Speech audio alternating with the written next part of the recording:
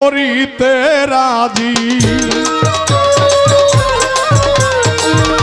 তোমারে করিতে রাজি আমার শব্দ নাই রে হাওলাই কিতামত গাই কিতামত গাই গো হাওলাই কিতামত গাই তোমারে করিতে রাজি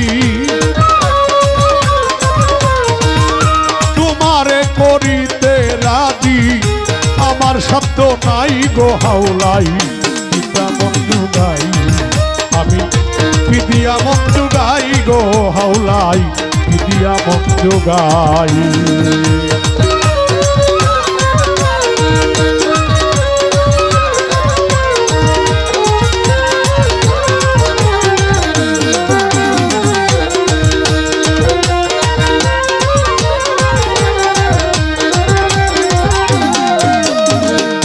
সকল ভাবে হইলাম হীন কিভাবে কাটাইব দিন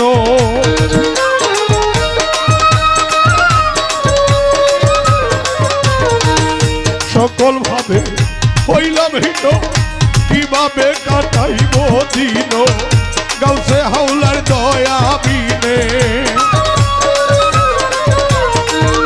গাউসে হাওলার দয়া বিনে আর তো লক্ষ্য নাই গো হাওলাই কিতামত গাই আমি কিতামত গাই রে হাওলাই কিতামত গাই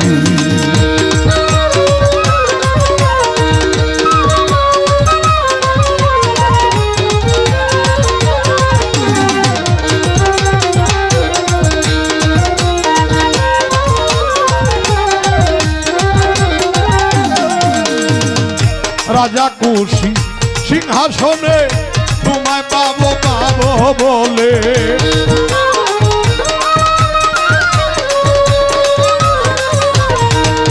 রাজা খুশি সিংহাসনে তোমায় পাবো পাবো বলে আমার মতো কপাল পুরা আমার মতো কপাল পুরা এই সংসারে নাই রে হাওলাই কিতামত গাই আমি কিতামত গাই রে হাওলাই কিতামত গাই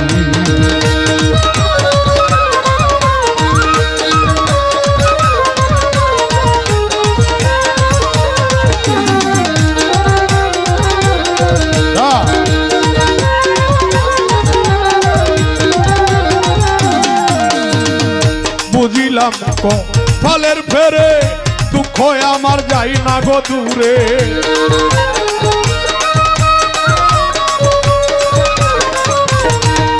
বুঝিলাম কপালের ফেরে দুঃখ আমার যায় না দূরে আমার মতো কপাল পুরা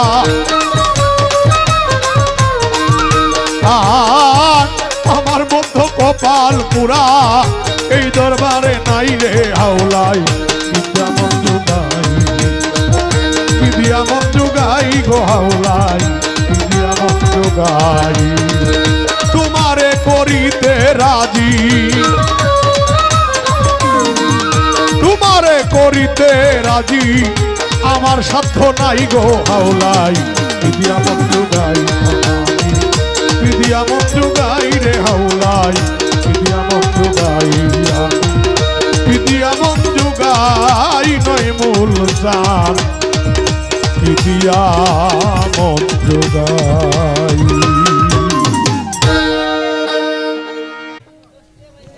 আমারও একটা কথা আমার কাছেও ছিল রিপনের সেই কথাটা হলো গান বাজনা যে আমরা করি এটা কি কোন দলিল সম্মত আর বাজনা গান বাজনা জায়েজ কিনা এটা কি জায়েজ ওটা কিভাবে করলে জায়েজ হস্তে আগে যুক্তি ধার করে পরে কয়ে দলিল আমার কথা এই জায়গা আপনাদের কাছে বলি আবেদ আলী মিয়া সাহেব একটি গান লেখছে এই গানটা গাইলে দেখি সমান এই মানুষে হো কই একটা শিক্ষার মারে গানটা হইল এরকম তুমি চিঠি দাও না, পত্র দাও না, এই দুঃখিনীর খবর লও না, কঠিন তোমার হিয়া গিয়াছ ছাড়িয়া। নাকি এখন চিঠি দাও না, পত্র দাও না, টান্ডা মারলে শিক্ষার মারে। শিক্ষাটা যে আসলে কেন দিল এটা নিজেও কিন্তু জানে না। অর্থ হলো এই পৃথিবীতে পরম পুরুষ হলো আল্লাহ, আমরা সবাই তার দাসী। যে কারণে বলা হইতেছে চিঠি দাও না, পত্র দাও না, দুঃখিনীর খবর লও না, কঠিন তোমার হিয়া, মনটা কঠিন বন্ধুরে পিরিতি শিখাইয়া গিয়াছ ছাড়িয়া। এখন যদি এইভাবে আপনারা গানটা শুনেন বাবাজি, শিক্ষার মুখ দিয়ে আইব, হ্যাঁ আইব বলে, বাহ বাহ, বালা বালা, ধন্যবাদ। কথা হলো গান বাজনা করা যাবে, গান বাজনার মধ্যে আল্লাহ এবং আল্লাহ রসুলের প্রেম থাকতে হবে। যেমন খাজা মঈনুদ্দিন চিশতি রহমতুল্লাহ আলাইহি হযরত বড় পীর আব্দুল কাদের জিলানীকে গান শোনাইয়াছিল দলিল তার প্রমাণ করে। নিশ্চয়ই খোদা তুমি রাসূলে প্রধান, মহাগুণে গুণান্বিত হে মহিয়ান। গান শুনে আসমান জমিন চন্দ্র সূর্য গ্রহ নক্ষত্র সকল কিছু নাচতে শুরু করলেন। তাইলে এই গানও তো গান ছিল।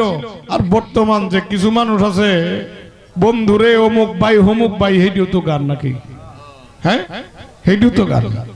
এখন আমার কথা হলো রাসূল পাক সাল্লাল্লাহু আলাইহি ওয়াসাল্লাম একদিন মক্কার মেয়েরা গান শুনাইতেছিলেন রাসূল পাক সাল্লাল্লাহু আলাইহি সাল্লামকে। তখন আবু বকর সিদ্দিক রাদিয়াল্লাহু তাআলা আনহু ধমক দিয়েছিলেন।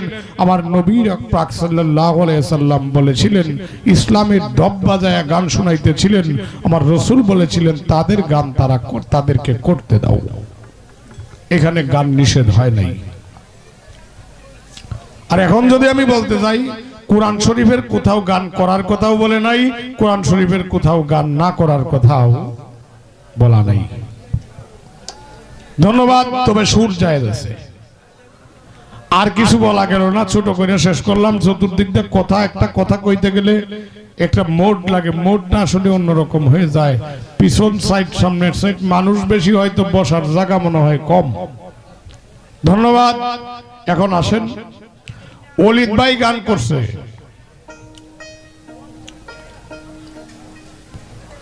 চমৎকার করে গান কইরা এখন কইতাছে এখানে কোনো ফালা টালা দেওয়া হয়েছে না, আমরা শিল্পীরার মতের ইচ্ছায় গান করার জন্য। ওলিদ ভাই দুইটা দয়াল নবী শান করে বসে গেলেন, যাইয়া বলে এই যে আনোয়ার ভাই উঠুক, দেখি উঠলে একটা ভাস হবে। তবে আপনার ভাওটা আমি এখন কইরা দিতেছি, পরে আপনি কি করবেন এটা আপনি তো জানেনই। ধন্যবাদ।